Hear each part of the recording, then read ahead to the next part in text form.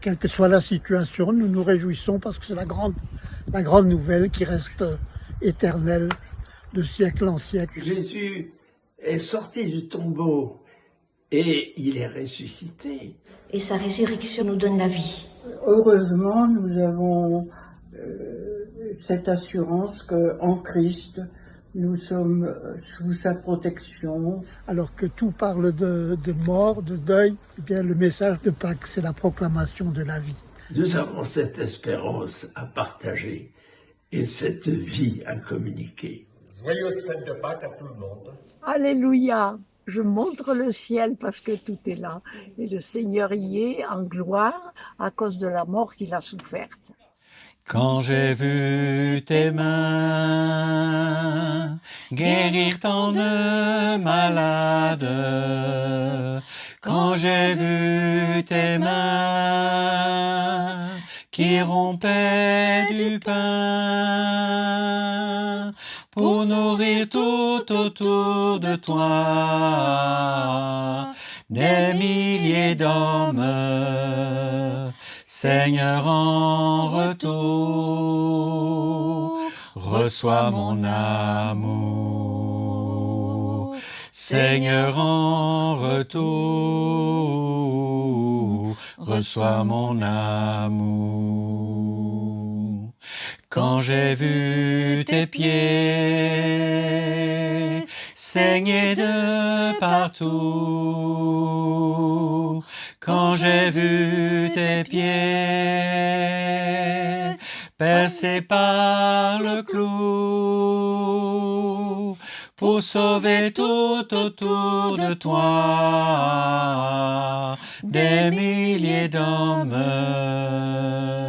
Seigneur, en retour, reçois mon amour.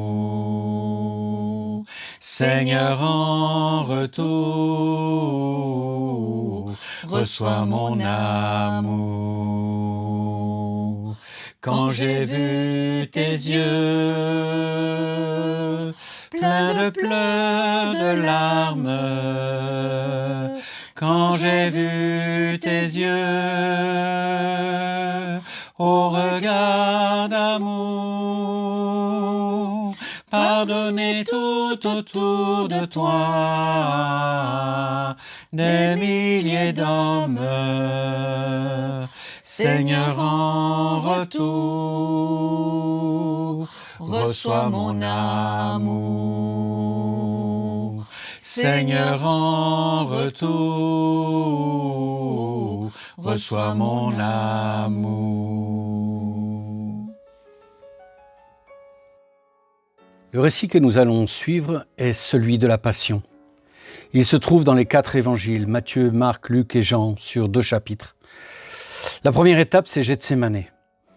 Jésus est avec ses 3 disciples, Pierre, Jean et Jacques.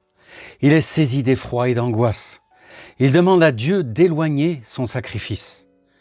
Mais il reste obéissant et prêt à accomplir ce pourquoi il s'est fait homme. Les 3 disciples dormiront pendant qu'il prie. Mais son heure est venue. La seconde étape est l'arrestation. Judas, l'un des 12, arrive avec la foule, armé d'épées et de bâtons, envoyé par les principaux sacrificateurs et les anciens. Par un simple baiser, Judas le désigne et le trahit en même temps. Jésus se laisse faire et il va protéger ses propres disciples pour les laisser fuir. Ils n'hésiteront pas. Ils l'abandonneront et partiront au loin. Le troisième point est le reniement de Pierre.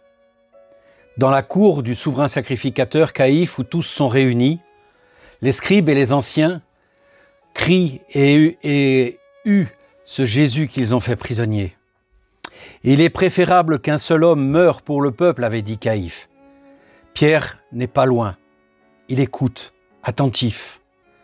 Près du feu, les hommes et les femmes qui le regardent finissent par le reconnaître. 3 fois, il l'interpelle et 3 fois, il nie, courant même pour s'enfuir. Et dans cette fuite, il entendra au loin le chant du coq, ce chant du coq que Jésus lui avait dit bien avant qu'ils ne se soient séparés. Un peu plus tard, devant le Sanhédrin, le jour se lève. Jésus est emmené alors devant l'autorité religieuse juive, le Sanhédrin. « Si tu es le Christ, dis-le-nous !» Les faux témoignages se succèdent. À la question initiale, Jésus répond qu'effectivement, il est le Fils de Dieu et qu'ils le verront assis à la droite du Père et venant sur les nuées du ciel.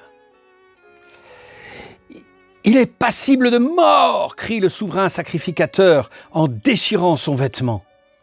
Il s'ensuit un déferlement de violence, des coups de poing, des insultes, des crachats au visage. Jésus ne répond pas, ne bouge pas. Il est lié et il est emmené devant le gouverneur romain. Ce gouverneur, c'est Pilate. Il sort au-devant de la foule et des anciens. « Quelle accusation portez-vous contre cet homme ?» leur dit-il. Les anciens parlent d'incitation à la révolte, d'empêchement de payer l'impôt, de message à s'appeler Christ roi. Quelle horreur! Pilate interroge Jésus, mais sans rien trouver.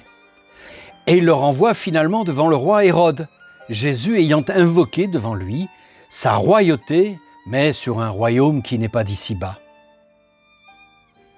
Lorsque Jésus arrive devant le roi Hérode, celui-ci éprouve une grande joie.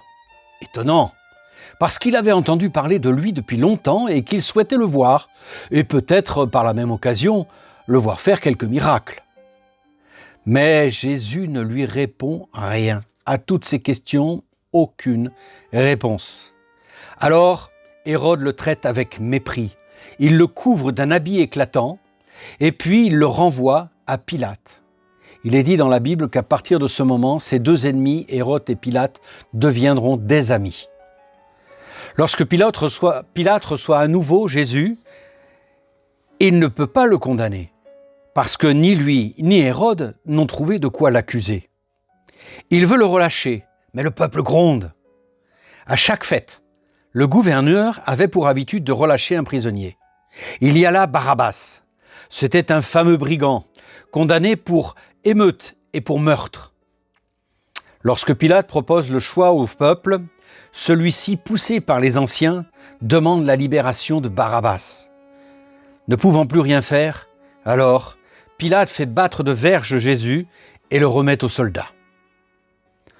Jésus est déshabillé, coiffé d'une couronne d'épines, muni d'un sceptre de roseau. Tous se moquent et crient après lui. « Salut, roi des Juifs !» Alors Pilate sort sur le parvis et il interpelle les sacrificateurs et les gardes. Ceux-ci crient d'une seule et même voix « Crucifie, crucifie !»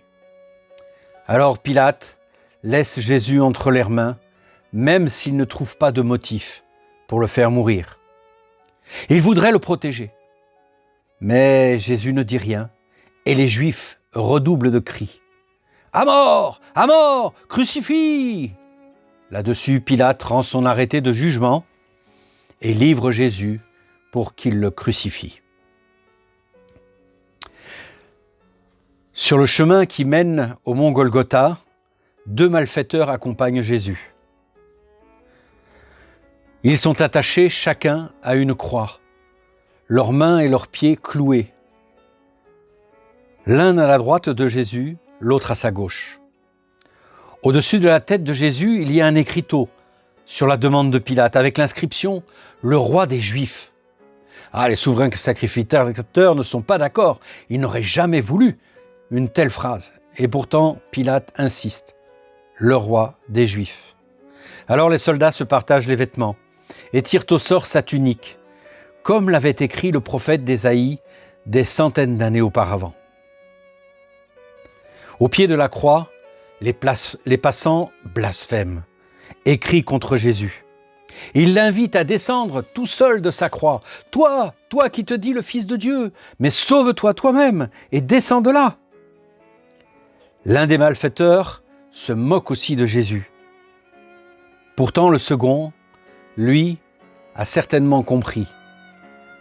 et il l'invoque avec foi. « Jésus, souviens-toi de moi quand tu reviendras dans ton règne. » Et Jésus de lui répondre, « en vérité, je te le dis, aujourd'hui, tu seras avec moi au paradis. » Vers midi, il y eut des ténèbres sur toute la terre jusqu'à 3 heures. À 3 heures, Jésus s'écria d'une voix forte, « Élie, Élie, lama sabachthani » ce qui veut dire « Mon Dieu, pourquoi m'as-tu abandonné ?» Voyant que tout était achevé, Jésus dit « J'ai soif », afin que l'écriture soit accomplie. On lui tend une éponge trempée dans du vinaigre, il boit, et lorsqu'il eut pris la boisson, Jésus dit « Tout est accompli ». Il poussa à nouveau à grands cris et dit d'une voix forte « Père, je remets mon esprit entre tes mains. » Puis, baissant la tête, il expira. Et voici le voile du temple se déchira en deux du haut en bas. La terre trembla, les rochers se fendirent et les corps de plusieurs saints qui étaient décédés ressuscitèrent. Le centenier, chef des gardes romains, voyant que Jésus avait ainsi expiré, dit « Certainement, cet homme était le Fils de Dieu. »